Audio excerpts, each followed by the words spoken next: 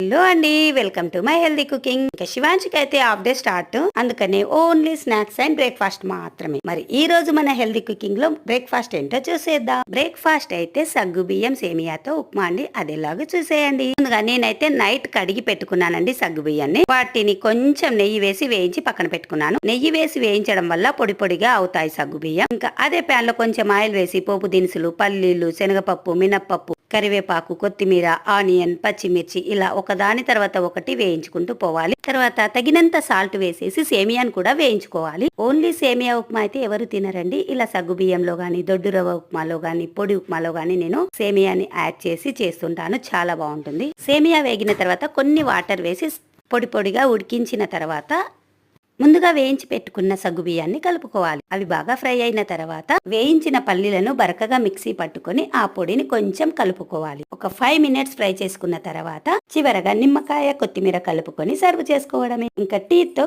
Tiffin కూడా complete. మరి video నచ్చితే మాత్రం please like and subscribe. Thank you.